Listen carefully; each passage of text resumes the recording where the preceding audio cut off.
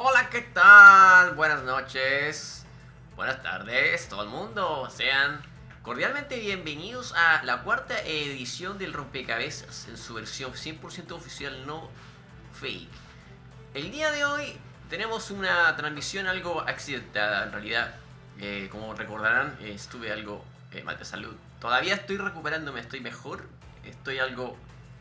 eh, digo, estoy bien de energía, sin embargo, aún me pica mucho la nariz. Así que hablar es un poco difícil, pero estamos aquí porque no quiero perder el hábito de hacer esto y me encanta hacerlo. Así que bien.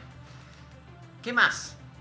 Tenemos también juego para el fin de semana. Vamos a jugar Roller Coaster Tycoon 3, así como anunciamos hace unas semanas antes.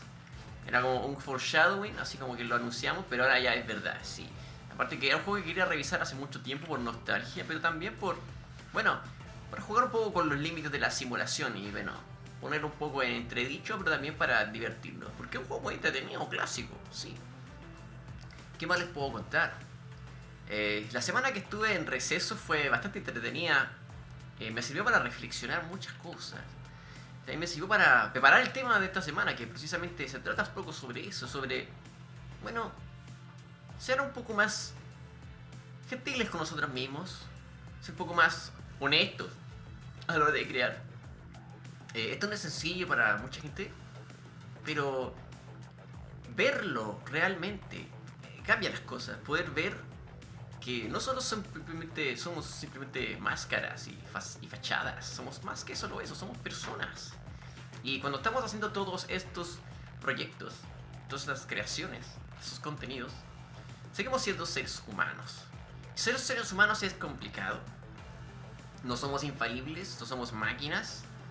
Y creo que cuando hablamos de la responsabilidad creativa tenemos que partir por ser responsables con nosotros mismos. Entonces, el tema de hoy es sobre cómo somos genuinamente nosotros mismos, mismas, cuando hacemos creaciones, cuando hacemos arte, cuando hacemos historias, cuando contamos cosas, cuando construimos cosas, imaginamos cosas, que pareciera ser que no estamos exactamente en la misma dirección que antes. No todas las cosas funcionan igual. Ahora hay más medios, hay cosas intermedio. Pero también hay nuevas reglas, nuevas formas, nuevas condiciones en las que sucede este intercambio de información, que es básicamente el ejercicio creativo, que al final es un intercambio, una transición de información, transmisión de información. No necesariamente lineal, no necesariamente circular, más complicada hoy en día. Y sobre eso vamos a hablar. Y teniendo eso preparado, listo, vamos a ver la pantalla principal. Bueno, como les mencionaba, vulnerabilidad y responsabilidad creativa. ¿Qué tomamos en cuenta cuando hablamos de esto? Primero que nada que ahora cuando creamos cosas, la creatividad no está en la misma ruta que antes, digamos. Un momento, quiero revisarlo. Ah, efectivamente.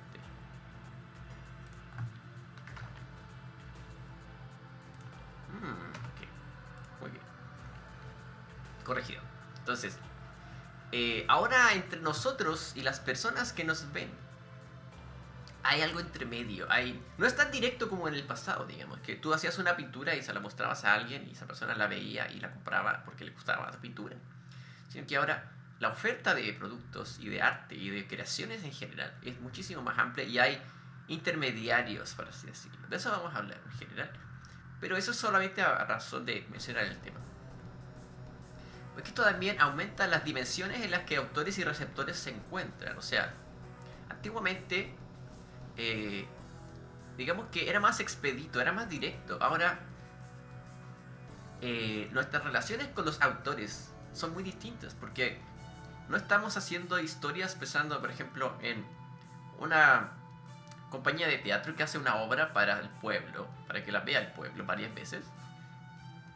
Ahora, todo está pensado tener un alcance lo más global posible, lo más amplio posible y además lo más universal posible. O sea, de que llegue a la mayor cantidad de personas, se entienda, pero también que sea consumible por la mayor cantidad de personas, que la gente lo pueda entender, lo pueda desentrañar, que pueda sacar algo y considerarlo valioso. Entonces, no es simplemente crear algo, sino que además hay que pensar en la oferta y la demanda detrás de esto. No es tan espontáneo como antes. Ahora también tenemos distintas definiciones de dónde está la obra de arte. O sea, la obra de arte como la inventa el autor no es la misma obra de arte como la interpretamos nosotros cuando la vemos. O sea, aunque entendamos muy bien el contexto de producción de una obra, no tenemos todas las herramientas para desentrañar lo que el autor quiso hacer, lo que el autor quiso decir. Entonces también ocurre que a veces uno malinterpreta las obras. O por el contrario, la gente interpreta la obra como algo bueno, cuando en realidad el autor quería decir algo horrible, y la gente a veces no sabe leer entre líneas, o por el contrario, lee tanto entre líneas que termina encontrando un significado que quizás nunca estuvo. De hecho, es un comentario común que tenemos cuando hablamos de gente analizando el final de Neon Genesis Evangelion, que por muchos años en Sudamérica fue un tema, porque para el espectador promedio sudamericano, Evangelion era algo muy extraño.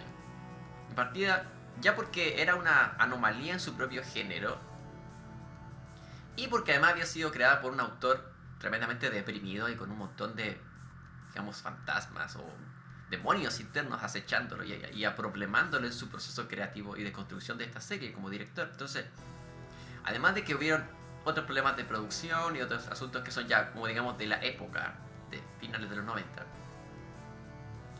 la animación tenía oportunidades de arriesgarse a hacer cosas nuevas, pero también nosotros que vimos las series de forma diferida años después, incluso subtituladas o traducidas al idioma local, terminamos entendiendo la historia como algo que también estaba acercado a nuestra idiosincrasia, a lo que nosotros entendíamos. Entonces, como en Sudamérica el cristianismo y el catolicismo son algo muy amplio, están ampliamente representados, que Evangelion tuviera todos estos símbolos iba a despertar algo en la gente. Entonces la gente aparentemente trató de encontrarle sentido con las herramientas que tenía. Finalmente encontró soluciones, respuestas, conclusiones. Y luego resulta que Hideaki Anno, años después, dice que en realidad nosotros usamos toda esta iconografía religiosa cristiana porque era cool, porque se veía bien, porque le daba estilo. Y quizás eso es suficiente. Entonces, no digo que nos engañemos a nosotros mismos, pero a veces cuando vemos una obra vemos lo que queremos ver y no lo que es. Entonces, a eso vamos cuando hablamos de ver la obra desde el receptor o desde el autor. El autor puede tener una idea de lo que quiere hacer, pero puede ser interpretada de otra forma por la gente después cuando recibe esa obra. Vamos a pasar a la pantalla de la pizarrita. Ok. Entonces, primero tenemos que...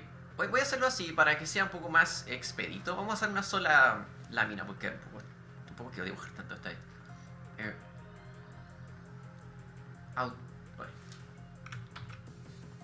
Autor.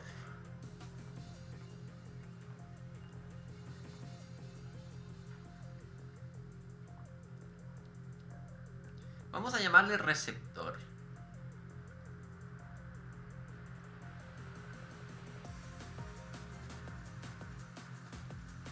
Aunque para ser preciso no es uno solo, no es exactamente lineal, y los autores son receptores también. Entonces, hasta cierto punto aquí hay una retroalimentación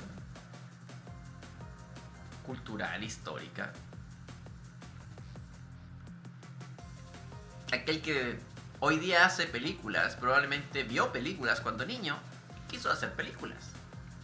Entonces, las películas que vimos influencian las películas que vamos a hacer, por supuesto. Pero aquí hay que tener en cuenta que si bien no hay un límite estricto, porque ambas comunidades se complementan y se integran como autores y receptores, crear y consumir, por así decirlo,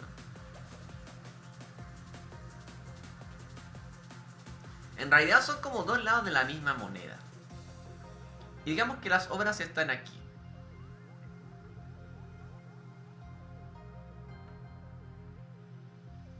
En la frontera. las obras. Entonces, cuando vemos la obra desde este lado, podemos enfocarnos en cómo se recibe el mensaje, y cuando lo vemos de este lado es cómo se dice el mensaje. Y siempre va a existir un ruido, un cierto grado de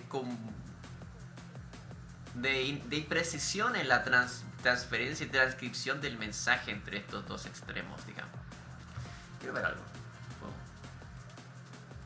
No, sí puedo. Entonces, ahora, además de esto, de que las obras están en un espacio como intersticial, están sometidas a las técnicas de la información contemporánea, o sea, están en el internet, como un monolito. Entonces, están circulando constantemente como un montón de mariposas encerradas en una habitación, y tú de repente puedes ir y agarrar una mariposa y verla. Y puedes ver la obra y luego la sueltas y vuelve a circular. Pero hay un movimiento constante, un dinamismo que hace que todas las piezas se influencien mutuamente, como pelotas saltando en una habitación, exactamente. Entonces, cuando el autor crea una historia, no la hace completamente fuera de contexto, está en una historia personal, un lugar en la historia a nivel temporal, un momento personal, como desarrollo creativo, como desarrollo profesional, etc. Y eso va a cambiar la calidad de lo que vas haciendo, por supuesto. Después, cuando pasan más años, puedes crear algo que te parece mejor, más completo, más maduro también. Y eso también se aplica a cómo eres capaz de entender las cosas. O sea, probablemente alguien que jamás ha leído El Quijote no va a entender obras que están influenciadas por El Quijote en términos de tono de humor o de parodias o de los caballeros, etc. Entonces, puede que no le sea tan sencillo entender por qué en este libro, que no estoy hablando de un libro hipotético, este caballero es tan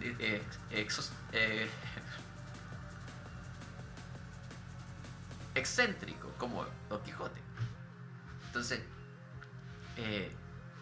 puede que sea necesario un antecedente. Entonces, el autor es un antecedente.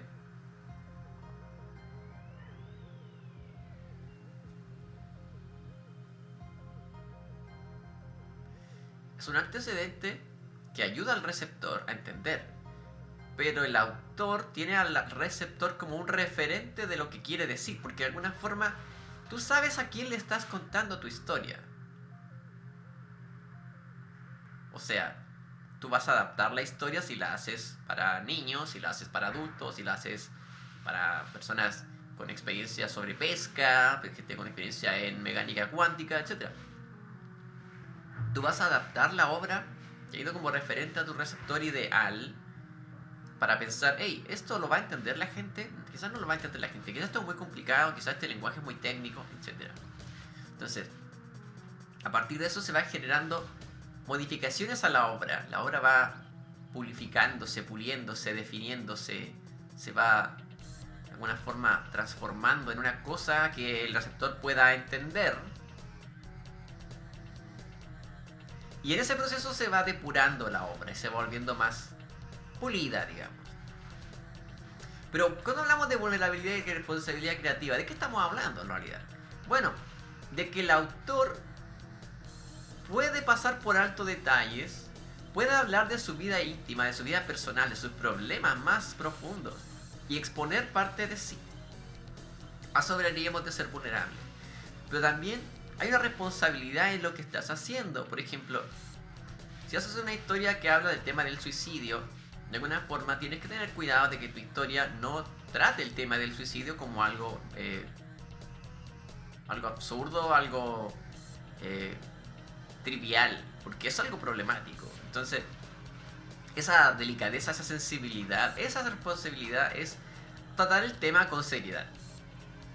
Entonces, para que los receptores lo reciban bien y no se confundan y lleguen a una conclusión que les pueda llevar a problemas. Porque ahí diríamos, ¿quién tiene la responsabilidad? ¿El que escribe el libro o el que malinterpreta el libro?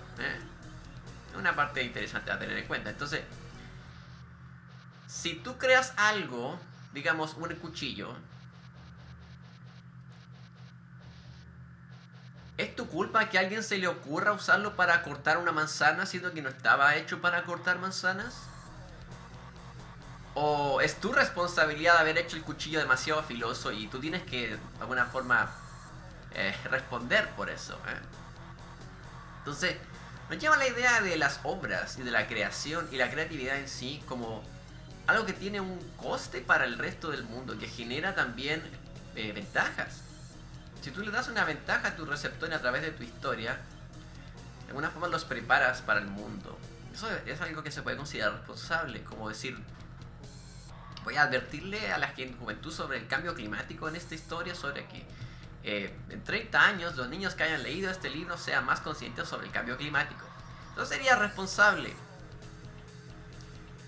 Pero la pregunta es, ¿cuál es la primera responsabilidad del autor? ¿Es consigo mismo? ¿Es con proteger sus intereses, su identidad, proteger su integridad personal, su vida privada?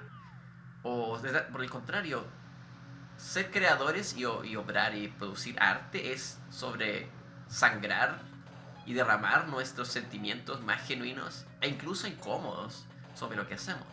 Esa es la gran pregunta entonces.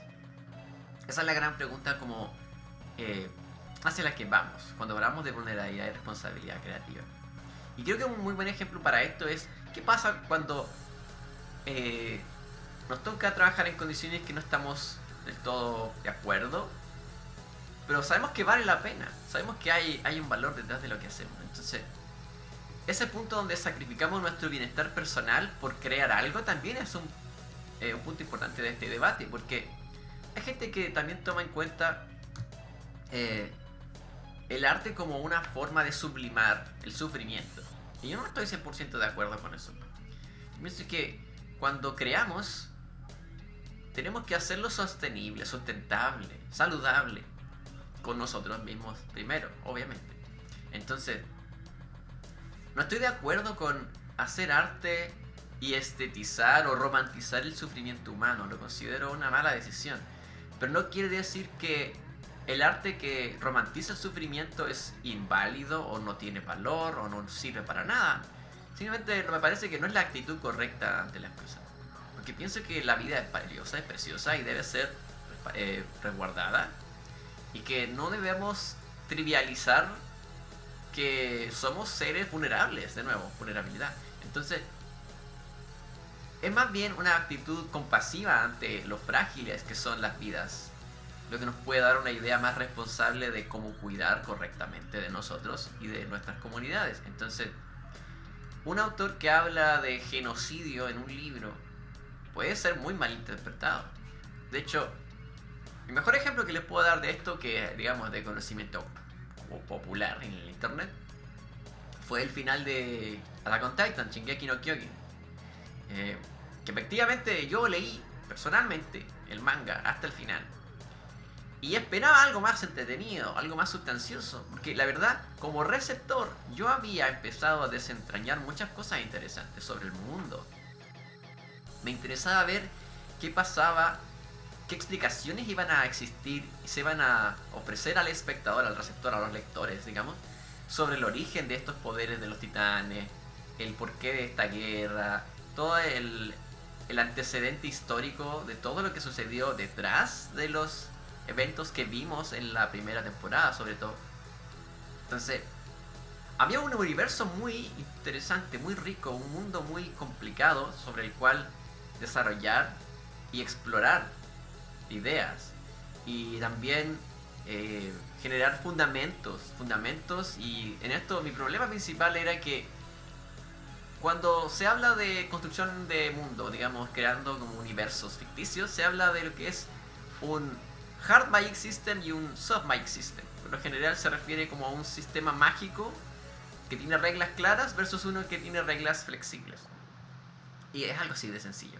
Pero la cosa es que el universo de Attack on Titan siempre tuvo todo muy bien explicado.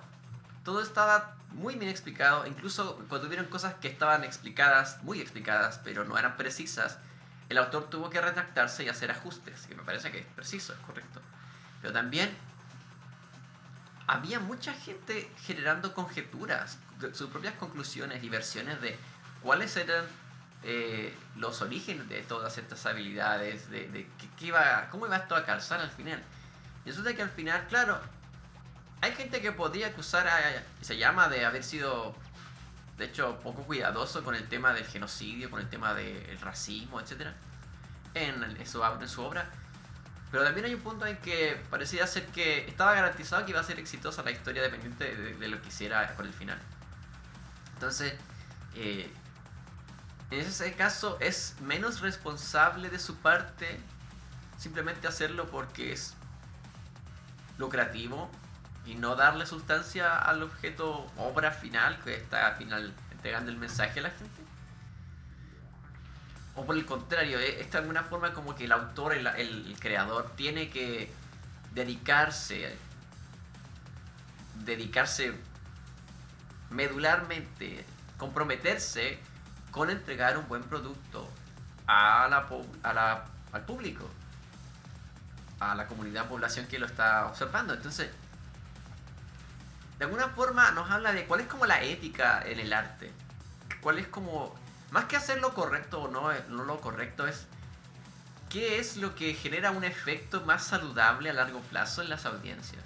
Porque por un lado, darle a la gente todas las respuestas puede ser poco emocionante porque no da espacio a que la gente genere sus propias soluciones. Y eso pienso que es interesante, es de alguna forma algo que no subestima tanto a las audiencias. Y yo estoy a favor de eso. Me gusta que me den espacio para reflexionar y tratar de hacerme mis propias versiones de lo que está pasando y luego, no sé, páginas después, minutos después de película, enterarme de que, hey, mi idea iba en la dirección correcta. Es recompensante sentir que uno está notando y siguiendo el patrón por el que la historia se va construyendo y notando que va en alguna dirección y que tiene sentido al final y que las cosas cuajan. Eso está bien, eso se agradece. Pero también a veces uno echa de menos que los autores tengan ideas más originales que las que a ti se te ocurran. O sea, que se te ocurra algo más interesante que al autor, eso me parece que es un poco preocupante. Porque supone que los autores tienen, sobre todo en este caso estamos hablando de un manga que movía miles de dólares al mes. Tenían los recursos para hacer algo, incluso podían aumentar su equipo de trabajo si querían, para generar un mejor producto. O sea, estamos hablando de que Shingeki no Kyojin, Attack on Titan, tiene hasta parques temáticos en Japón. Es un fenómeno tremendo. Entonces, al final, hacer algo a medias es más irresponsable que simplemente hacerlo por beneficio personal. Porque al final, ¿para qué creamos? ¿Creamos para beneficio personal? ¿O creamos porque queremos conectar con alguien más? Entonces, en este punto de vista del trabajo, como la creación como una labor constante, como una vocación si queremos llamarle. Claro que hay una responsabilidad social, pero más allá de eso hay, yo pienso, un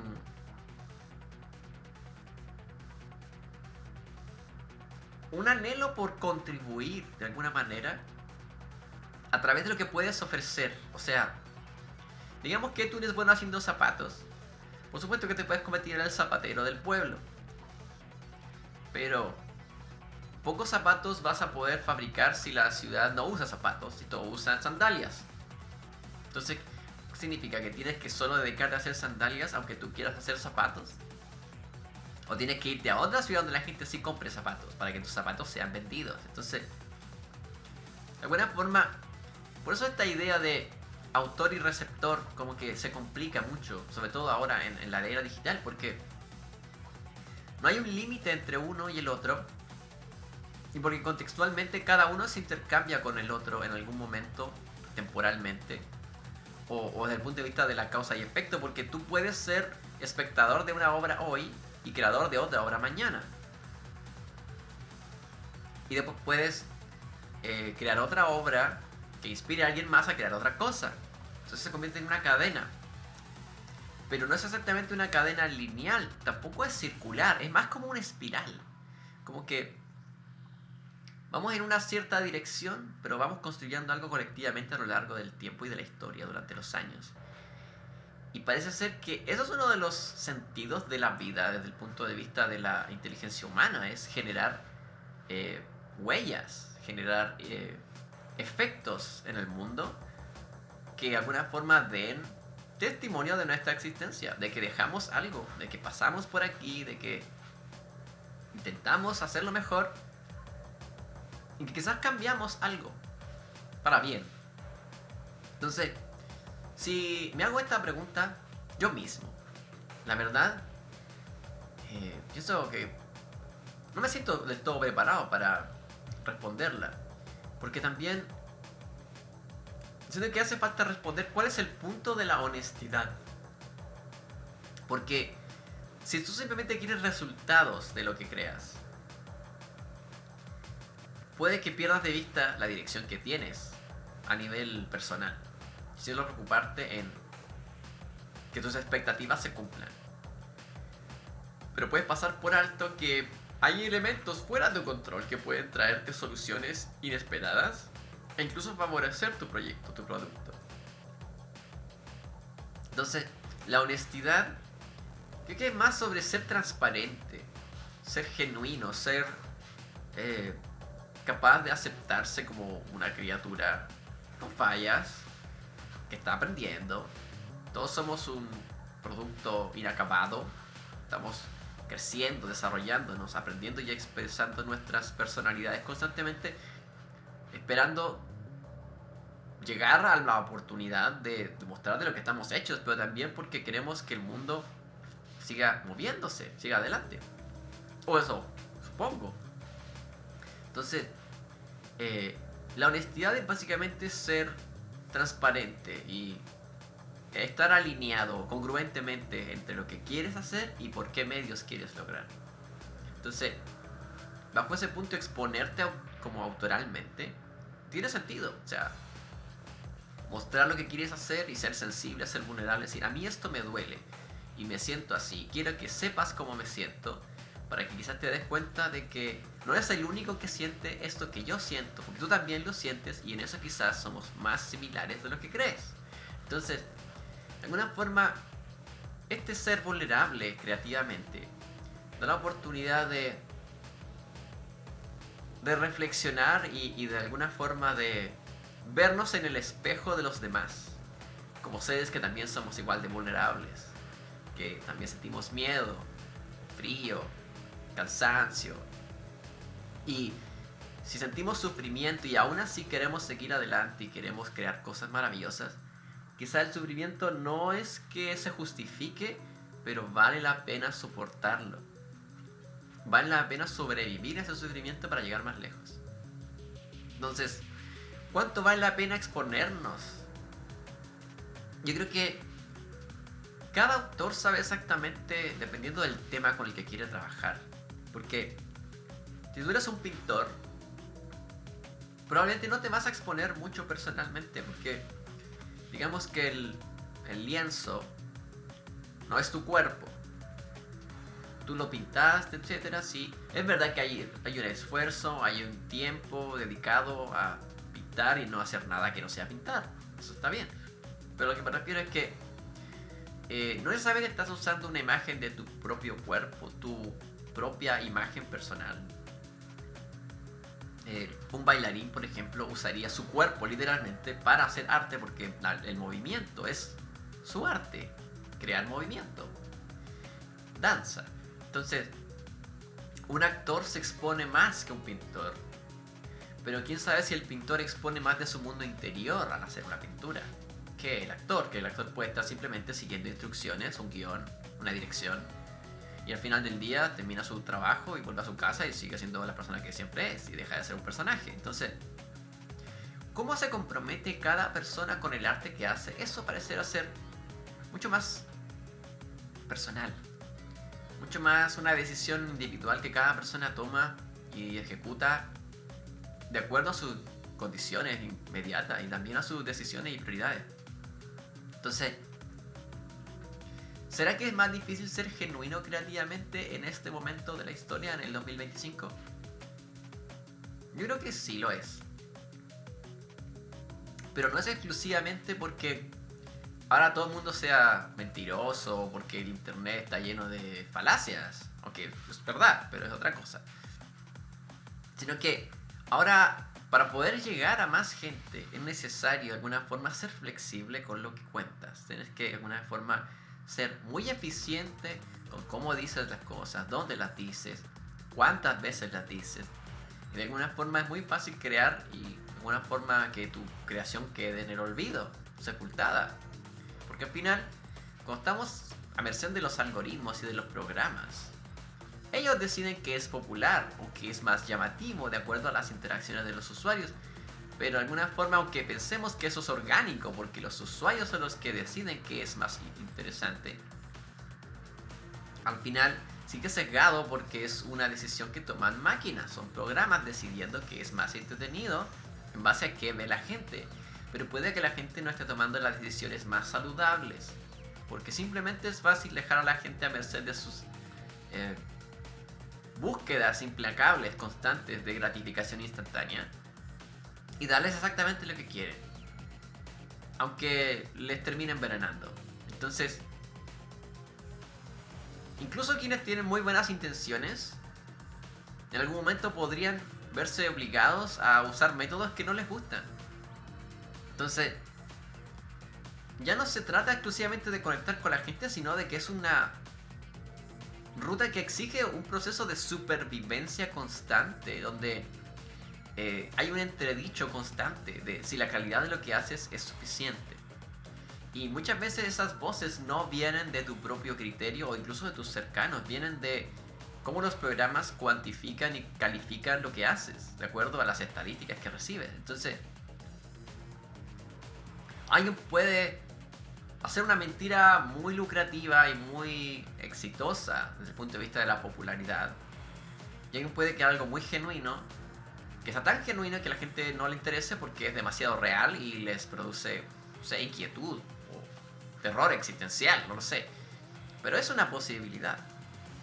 Entonces, cuando yo reflexiono sobre estas cosas y sobre incluso mi propio lugar en esta situación, me he dado cuenta de que es muy sencillo caer en la trampa, porque no es exactamente un engaño, porque es algo que decidimos constantemente, de construirnos una personalidad que se ajuste a lo que entendemos que es lo que se está buscando, como si estuviéramos tratando de llenar un hueco en una pared con algo, y simplemente tratamos de adaptarnos para caber en la pared. Pero quizás esa no es la pared en la que tenemos que pegarnos, como un bloque, digamos. ¿Por qué? Porque el mundo ha cambiado mucho también. Y las comunidades en el internet y en el mundo en general también se han ido diversificando, pero también volviendo más específicas. Están los nichos. Entonces, ahora es muy fácil encontrar un nicho, una comunidad que va a conectar con lo que quieres hacer, con lo que quieres decir. Pero al final todo se trata de las experiencias que compartimos. Entonces, ¿qué calidad de experiencias ofrecemos a las personas en el internet? Es lo que hace la diferencia. Entonces, tú puedes crear un programa muy honesto, muy entretenido y ser responsable. Puede funcionar. Pero ahora sí vas a tener que lidiar con un montón de fuerzas invisibles al principio, que van a hacer más difícil que ese contenido tenga una penetración diferente entre la gente, porque la gente está siempre bombardeada por otros intereses. Entonces, de alguna forma tienes que ser doblemente inteligente para tratar de transmitir un contenido interesante en estos días, porque es muy fácil simplemente ser entretenido de forma fácil. Y no es que no esté bien, a mí me entretiene hacer estupideces, pero de alguna forma pienso que no podemos todos estar haciendo eso al mismo tiempo. ¿Por qué? Porque si no, eso desbalancearía las fuerzas en el internet. Necesitamos momentos de claridad. Necesitamos momentos de lucidez. Para que todo el resto del espectro de emociones y sensaciones tenga sentido. Que tenga algún lugar en esa estructura que se supone que tenemos que darle nosotros mismos. Y pensando en todo eso, claro que hay mucho que hacer, mucho que decir y hay muchas cosas que en las que seguimos mejorando. A mí la verdad me preocupa el avance de la inteligencia artificial, el avance de, ¿cómo decirlo?, de la automatización de la vida cotidiana.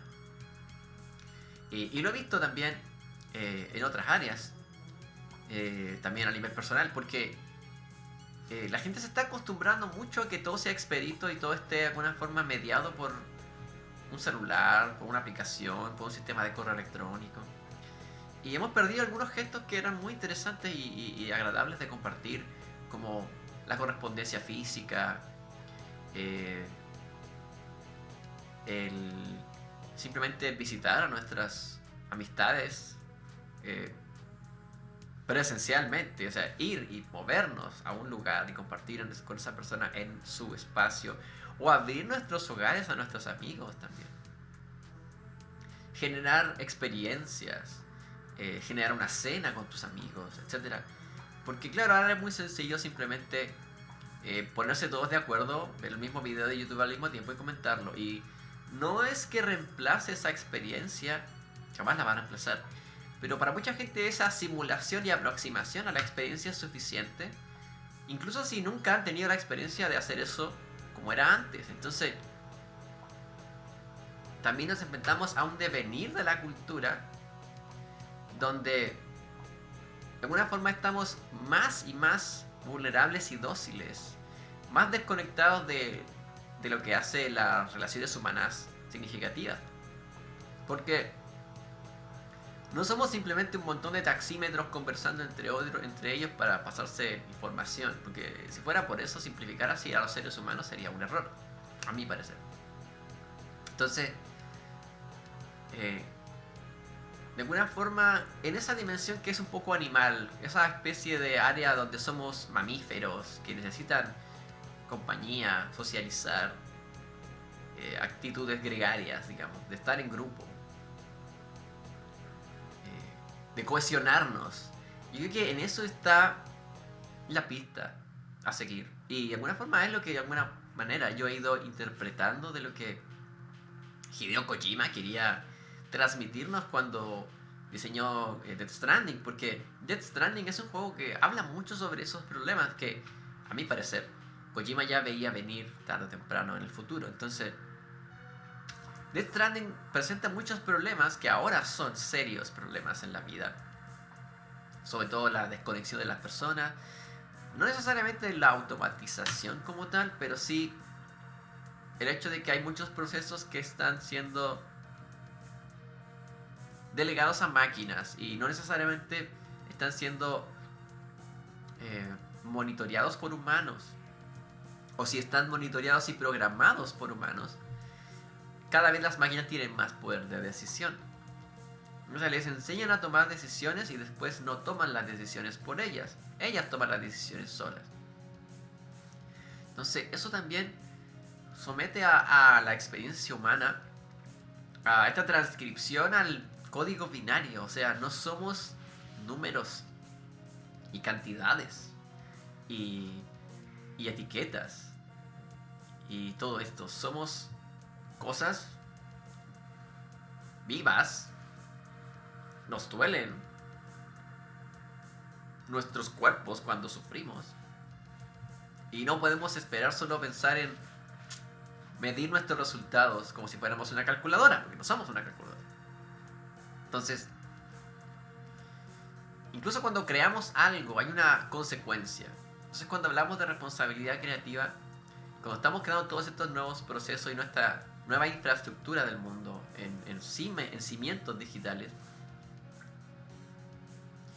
quizás pasamos por alto que no somos eternos y quizás vamos a poner en jaque nuestra propia existencia a un nivel quizás esencial. O sea, quizás terminemos descubriendo que la inteligencia como tal es un fenómeno químico que se puede emular y perdamos de vista la condición humana como un elemento central, porque podemos imitar la humanidad artificialmente en un sistema operativo, en un modelo de lenguaje y quizás en el futuro en androides y cosas así. Por supuesto que no descarto la utilización de todos estos procesos técnicos nuevos para áreas como la medicina, la química, porque podría ser muy útil para generar nuevos tratamientos, incluso para generar soluciones de trasplantes de órganos. Yo pienso que eso es un área que debe explorarse y está muy bien. Pero el problema del transhumanismo a largo plazo deja entrever que mucha gente no se hace la pregunta de qué es ser humano. ¿Qué nos hace genuinamente nosotros y no un síntoma de lo que nos rodea? Porque los seres humanos no somos la suma de nuestros átomos, partículas, moléculas, proteínas, células, etc. Si nos reduciéramos a eso estaríamos muy equivocados. Somos más que simplemente un sistema que reacciona a lo que pasa a su alrededor. No somos solo reacciones, somos decisiones, pero esas decisiones también están influenciadas por lo que nos rodea, pero nosotros tenemos una voluntad. Entonces cuando hablamos de libre albedrío, ¿por qué algo nos detiene a la hora de hacer algo negativo? ¿Qué es lo que realmente nos detiene? ¿Es el miedo a las consecuencias negativas de hacerlo? ¿O el saber que es realmente correcto no hacer eso? Entonces, la máquina va a estar programada bajo diferentes directrices y diferentes formas para seguir reglas. Y eso es algo que Asimov ya había advertido que iba a ser un problema.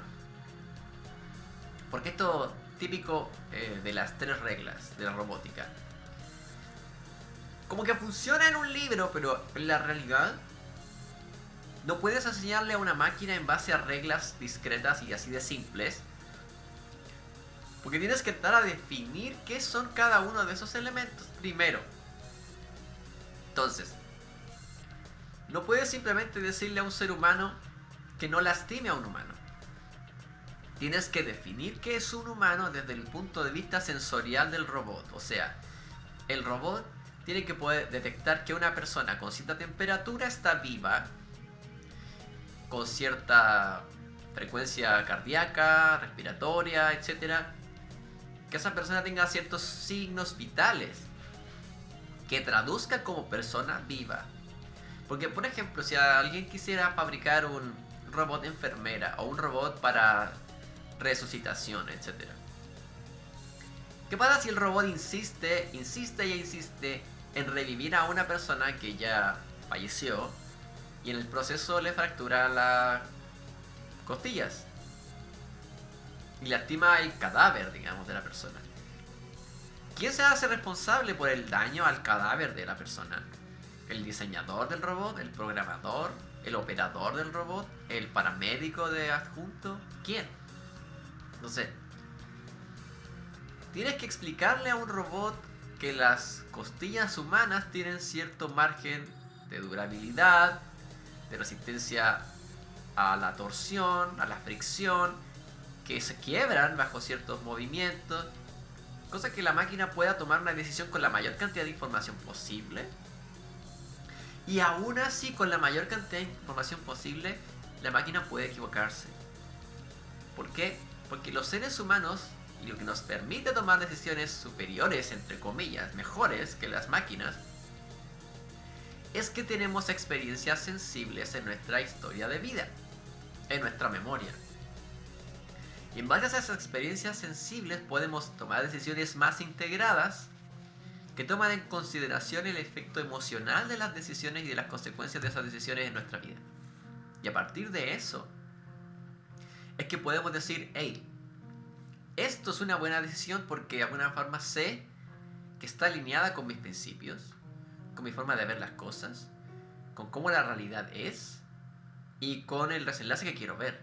Pero una máquina sencillamente va a pensar en un resultado discreto, sin tener en consideración, porque no es posible para la máquina, la realidad emocional de las personas involucradas.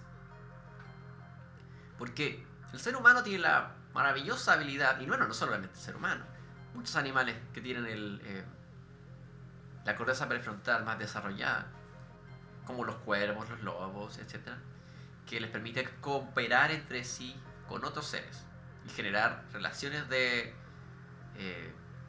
simbiosis, digamos, de tener un partner, un sidekick y ayudarse a cazar, por ejemplo,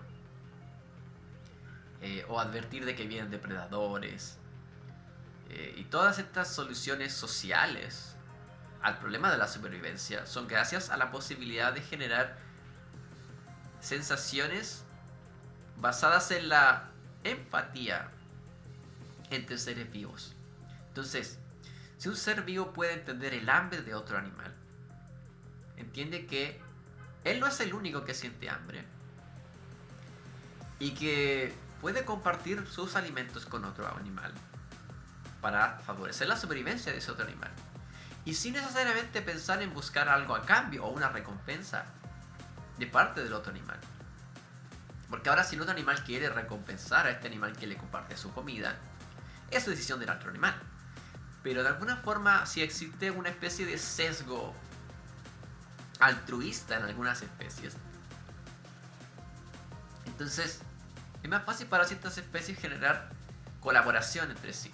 Y los seres humanos se supone que son muy avanzados en eso, pero no parecemos cooperar tanto entre nosotros. Aunque podríamos, ojo, pero en fin. La cosa es, si es posible ser empáticos porque somos sensibles, ¿cómo esperamos empatía desde un robot?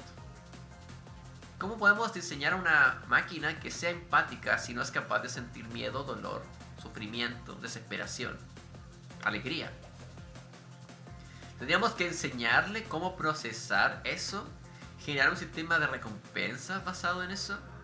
Tendríamos como que inventarle un cuento de cómo son las emociones para que de alguna forma genere una narrativa subyacente de qué es la realidad emocional de los demás. Pero ¿cómo tienes una idea de la realidad emocional de los demás si no tienes tu propia realidad emocional sobre la que reflexionar? Entonces, la máquina es fría, ni siquiera es fría, porque la frialdad implica ser capaz de ser cálido y decidir no ser cálido. O sea, la máquina ni siquiera está en el espectro de la frialdad, porque para ser frío tiene que ser capaz de entender lo que es la calidez emocional, la atención, las ganas de conectar con otro, el interés genuino de otra persona por conocerte no está exclusivamente basado en las posibilidades de obtener resultados beneficiosos de comunicarse contigo o de ser tu amigo. Es porque hay una sensación que nos hace sentir bien y eso se llama, bueno, entre otras cosas porque hay conexiones con las neuronas espejo y etcétera, pero que cuando dos seres se reconocen uno al otro, socializan, generan serotonina, generan oxitocina. Y eso de alguna forma es como una hormona de la socialización. Es la sustancia que te dice, hey, socializar se siente bien. Porque bueno, socializar se siente bien. Ahora, lamentablemente no se puede socializar con todo el mundo. Porque hay gente que tiene diferencias, preferencias, diferencias en sus opiniones, en sus formas de ver el mundo, de hacer las cosas. Y podrían hacernos daño. Está bien. Pero ¿cómo esperamos enseñarle a un robot a solucionar un problema que aún ni siquiera nosotros hemos puesto sobre la mesa para despedazar y decir, hey, no sabemos lo que es un ser humano? Y si queremos saber lo que es un ser humano y ponernos de acuerdo, quizás tenemos que tener otras prioridades y crear sistemas avanzados de programación informática basados en máquinas que piensan por nosotros y deciden por nosotros. Podría no ser la solución. Por el contrario, podría incluso extraviar más esta búsqueda por encontrar cuál es el sentido detrás de todo. Porque al final esas son las grandes preguntas que nos mantienen despiertos. ¿Por qué estamos aquí? ¿Cuál es la razón de todo? ¿Por qué existe el universo? ¿Por qué la energía se mueve en tantas formas? Toma tantas formas. Y en particular existe ahora una teoría nueva sobre que de alguna forma la realidad en el universo estaría basada en cómo las frecuencias interactúan entre sí y generan reacciones y relaciones. Entonces, de alguna forma, la idea de que las partículas vibran o se acoplan y se unen en ciertas formas estaría basado en la geometría de las ondas y de la energía. O sea, ya estaríamos hablando de que el universo no es exclusivamente partícula y onda. Es onda en la medida de que se produce por una oscilación, pero la oscilación es el resultado del movimiento de partículas. Pero en realidad lo que hace la partícula es que la función de onda colapsa al ser observada. Entonces, de alguna forma, la conciencia, no solo humana, como si fuera la conciencia del universo en sí, observándose a sí mismo, es la que da lugar a las reacciones y a los fenómenos en el universo, incluyendo a la conciencia humana. Entonces, es como que somos resultado de nuestras interacciones. Pero quizás también parte de ese caos es algo con lo que tenemos que aprender a vivir. Y entender que el mundo es misterioso. Siempre vamos a tener algo nuevo por lo que estar buscando soluciones y respuestas. Y quizás eso es lo que nos mantiene en movimiento y quizás es suficiente.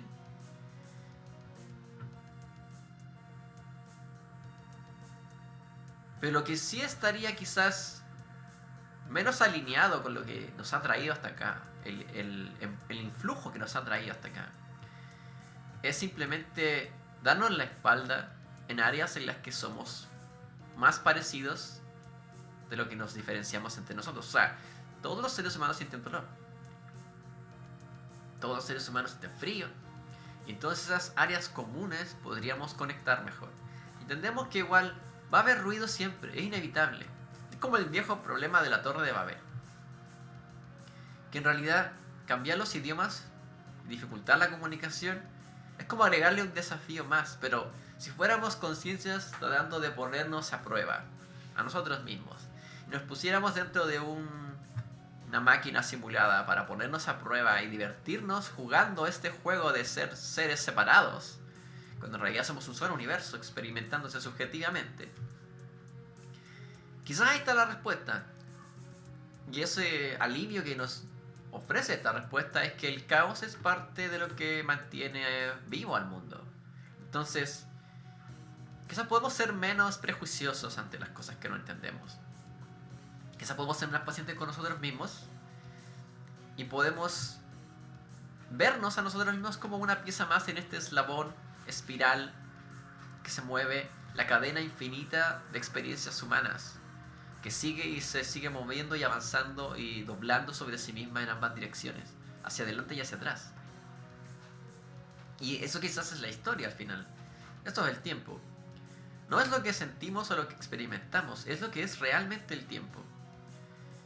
Que es una fuerza muchísimo más poderosa y creadora, pero también destructora. Es algo que transforma todo, tarde o temprano. Así es.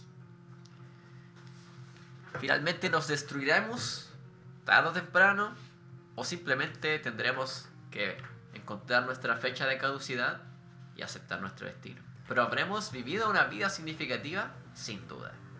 Por eso crear es tan maravilloso. Un día sin crear algo es un día desperdiciado, no. Porque también puedes crear oportunidades para descansar y recuperar energía. Así que, con esto dicho, recuerden mantenerse sanos, vivos, felices. Descansar siempre está bien. A mí me cuesta mucho recordarlo. Pero estoy de vuelta, así que ahora vamos con todo. Una vez más. Y esta semana se cumplen 4 meses del programa. Muy contento y agradecido de estar aquí, por cierto. Bueno, recordándoles que nos pueden ver el día viernes y sábado a las 7 p.m. de el este. Sí. Así es. Y sin más, cavilaciones, sin más distracciones, hasta aquí los dejo por hoy. Muy buenas noches todo el mundo. Gracias por acompañarnos. Nos estaremos viendo en el próximo rompecabezas, la próxima semana. Y como siempre les recuerdo, manténganse furosos, asombrosos, sigan sus sueños. Sigan adelante con los ojos abiertos y la mente bien despierta. Hasta la próxima, como cada vez. See you next mission.